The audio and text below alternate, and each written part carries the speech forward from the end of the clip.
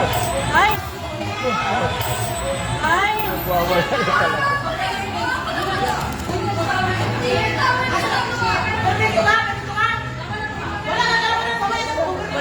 Polis, polis, oh.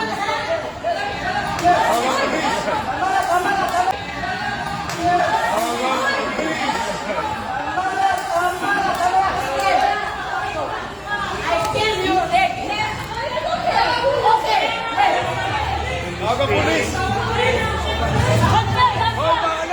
Maalis, oy! Maalis!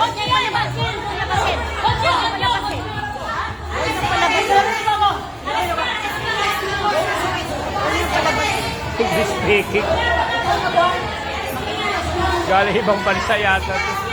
Para katatago, lumayo ka na lang mo.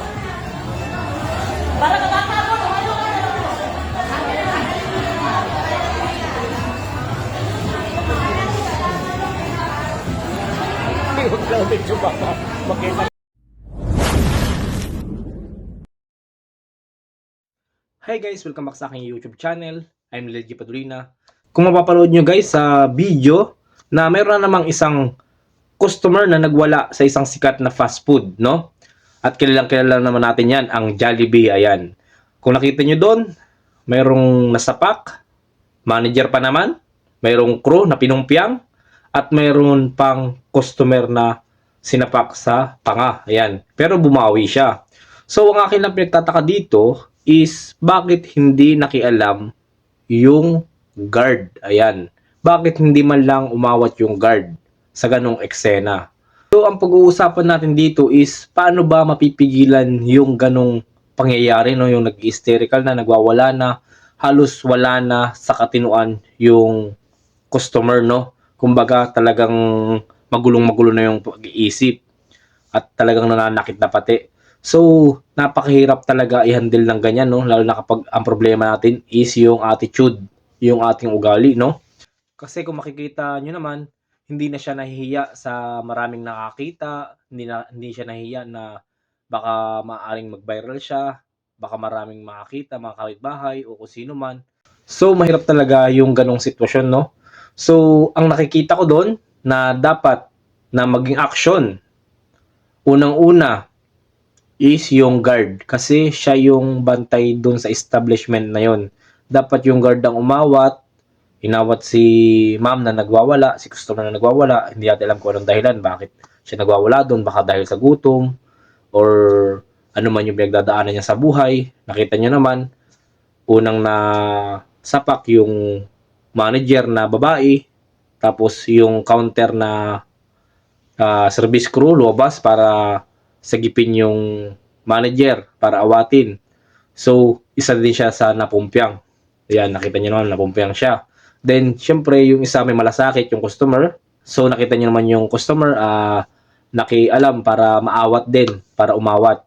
Hindi siya nakialam para makiusyoso, nakialam siya para awatin, para hindi masaktan yung manager, no? So, nagsasalita siya ng masama. So, napansin niyo naman. Pero bumawi yung customer, ayan, sinapak din siya. Ayan. So, ang akin lang, nandun yung guard, nakita niyo naman sa may pintuan, nandun yung guard. Bakit hindi man lamang niya inawat? Siya yung may responsibilidad doon para awatin. Yung mga crew pa at manager pa ang tanging nag-awat at nagmalasakit pa ay yung isa pang customer, no? Buti pa yung isang crew na lalaki, ayan, hinahawakan si ma'am. Dapat ganun tayo, no? Bilang isang security guard ng isang establishment, ng isang store. Dapat maging responsible tayo, no? Kumbaga, dahil trabaho natin yon, magbantay sa store, at gawin yung ating tungkulin. Ayan, tungkulin kasi ng guard yun eh, mag-awat or ayusin yung gulo. Hindi sana walang nasaktan. Ayan, kita nyo naman, wala sana nasaktan. Kaya kung ikaw ay guard na kakapanood ngayon, ano yung masasabi mo or ano yung maging action mo kung ikaw yung nasa sitwasyon na ganon? Ayan. Kahit naman ako yung crew, kung ganon yung maging senaryo, sasaktan yung aking manager, kung alam ko namang mabait yung manager ko, tapos alam ko naman na hindi na tama yung ginagawa ng isang customer, syempre, aawat ako, gigit na ako, para walang masaktan. Ayan.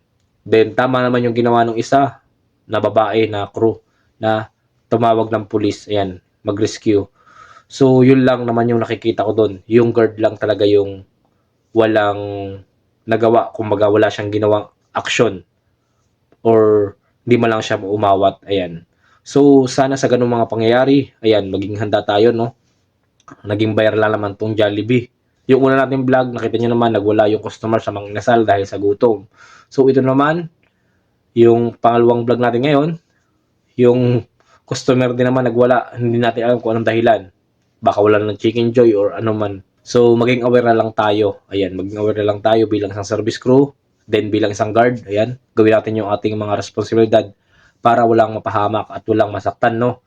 So, hanggang dito na lang yung ating vlog at maraming salamat sa inyong panonood. Kung hindi ka pala nakasubscribe sa aking YouTube channel, ay mag-subscribe ka na para lagi kang updated sa ating mga ilalabas na video. Thank you for watching guys and God bless.